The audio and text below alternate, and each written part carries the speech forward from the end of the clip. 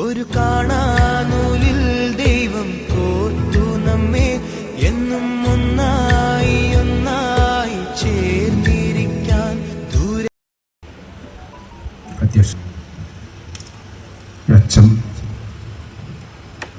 മറ്റിവിടെ എത്തിച്ചേർന്നിട്ടുള്ള വിശിഷ്ട വ്യക്തികൾ, സഹോദരന്മാരെ, വിദ്യാർത്ഥികളെ, ഇതൊരു പ്രസംഗത്തിന് മുതിരുന്നില്ല. പ്രസംഗിക്കാൻ ധാരാളം ആളുകൾ നമ്മുടെ സ്റ്റേജിൽ തന്നെ എത്തിച്ചേർന്നിട്ടുണ്ട്. മാത്രമല്ല നമ്മുടെ പരിപാടി തുടങ്ങാനും വൈകി.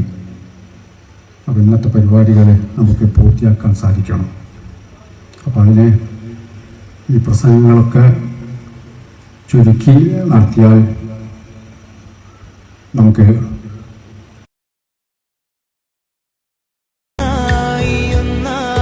ചേർന്നിരിക്കാൻ ദൂരെ ആകാശത്തണലിൽ തനിച്ചിരിക്കാൻ ദുഃഖങ്ങളിൽ കൂടെ നിൽക്കാൻ സ്വർഗങ്ങളെ സ്വന്തമാക്കാൻ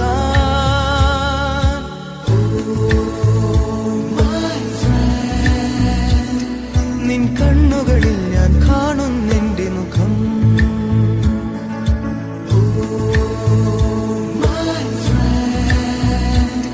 നിൻ വാക്കുകളിൽ ഞാൻ കേൾക്കുന്നെന്റെ സ്വരം.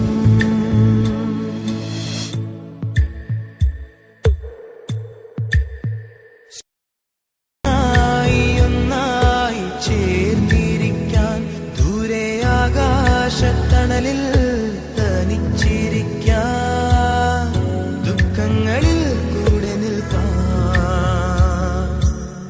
സ്വർഗങ്ങളെ സ്വന്തമാക്കാൻ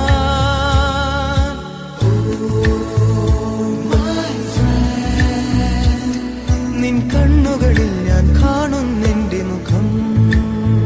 നിരന്തരം ബന്ധപ്പെട്ടവരാണ്. വാക്കുകളിൽ ഞാൻ കേൾക്കുന്നെന്റെ സ്വരം. എനിക്ക് ഒരു അവസരം തന്നതിൽ എനിക്ക് വളരെ സന്തോഷമുണ്ട്. എനിക്ക് എൻ്റെ കാലിന് തീരെ വയ്യാഞ്ഞിട്ടും ഞാൻ ഈ സമയത്തെങ്കിലും എത്തിച്ചേർന്നത് ഈ സ്കൂളിനോട് അത്രയും വലിയൊരു ബന്ധമുള്ളത് കൊണ്ടാണ്. എനിക്ക് നടക്കാൻ കുറച്ച് വിഷമമുണ്ട്. അതുകൊണ്ടാണ് സ്റ്റേജിൻ്റെ അടുത്തേക്ക് അങ്ങോട്ട് കടന്നു വരാഞ്ഞത്. അപ്പോൾ എൻ്റെ കുട്ടികളൊക്കെ ഇവിടെ ഉണ്ടാവും, പക്ഷേ അവരൊന്നും എനിക്ക് മനസ്സിലാവാഞ്ഞിട്ടാണ് സംസാരിക്കാത്തല്ല, അവർക്ക് നേരിട്ട് പരിചയപ്പെടാൻ വരാത്തത്. അതുകൊണ്ട് അതിന് നിൻ വാക്കുകളിൽ ഞാൻ കേൾക്കുന്നെന്റെ സ്വരം. ഇങ്ങനെയൊരു സന്ദർഭം എനിക്ക് തന്നതിൽ എത്രയോ സന്തോഷം. പിന്നെ നമ്മുടെ ചരിത്രപ്രസിദ്ധമായ കാപ്പാട് സ്കൂൾ 125-ാം വർഷം ആഘോഷിക്കുകയാണ്. അതിൻ്റെ സമഗ്രമായ വികസനത്തിനുള്ള പരിപാടി ഇന്ന് ഈ സമയത്ത് തന്നെ ആസൂത്രണം ചെയ്യണമെന്നും അതിൻ്റെ വിജയം ഉടനടി കാണണമെന്നും, കാരണം എനിക്കൊന്നും അധികം സമയമില്ല, അത് കാണാൻ ആഗ്രഹിക്കുന്നുണ്ട്.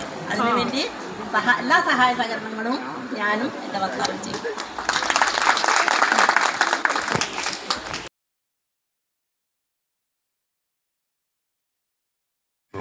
എല്ലാവരുടെ ഓർമ്മയിലേക്ക് എത്തിയില്ലേ? 1980 കാപ്പാട് സ്കൂളിലേക്ക് വല്യാപ്പൻ്റെ കൈ പിടിച്ച് കയറി വരുമ്പോൾ ഹാജർ പട്ടികയിൽ ഹെഡ് മാഷ് രവീന്ദ്ര മാഷ് പേര് ചേർക്കുകയും 1-ാം ക്ലാസ്സിൽ നമ്മുടെ പ്രിയപ്പെട്ട ജാനേ ടീച്ചറെ ഓർക്കുന്നത് പ്രത്യേകമാണ്.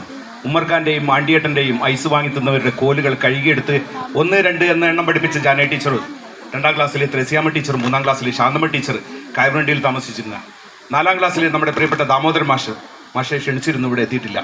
പിന്നെ 5-ാം ക്ലാസ്സിൽ നമ്മുടെ ഉണ്ടായിരുന്ന 4-ാം ക്ലാസ്സിലെ പ്രിയപ്പെട്ട കുഞ്ഞിരാഴ്ച മാഷ്, 5-ാം ക്ലാസ്സിൽ ദാമോദരൻ മാഷ്, 6-ാം ക്ലാസ്സിലെ പ്രിയപ്പെട്ട പത്മാവതി ടീച്ചർ, 7-ാം ക്ലാസ്സിലെ മാലതി ടീച്ചർ.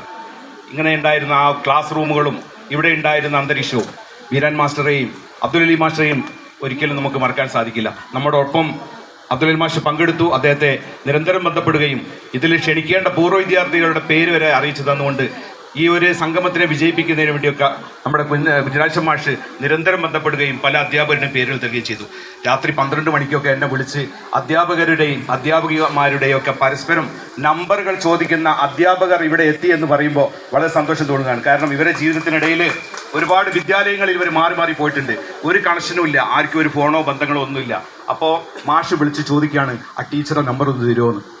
അപ്പം ആ ഒരു കാലഘട്ടത്തിലേക്ക് ഇന്ന് ആധുനിക ലോകത്തിലെ ടെക്നോളജി വളർന്നതിലുള്ള ഒരു വിജയമാണ് ഈ പരിപാടി. ഞങ്ങളുടെ പ്രതീക്ഷകൾക്കൊക്കെ അപ്പുറം ഇനിയും ഒരുപാട് ആളുകൾ ഇവിടെ ഒരു ഖേദപൂർവ്വമുള്ള ക്ഷമാപണം HM നടത്തി ഒരുപാട് ആളുകൾ ഇവിടെ എത്തിച്ചേരേണ്ട ആളുകളെ നമുക്ക് ബന്ധപ്പെടാനോ അല്ലെങ്കിൽ ഇവിടെ വിളിച്ചു ചേർക്കാനും സാധിച്ചിട്ടില്ല.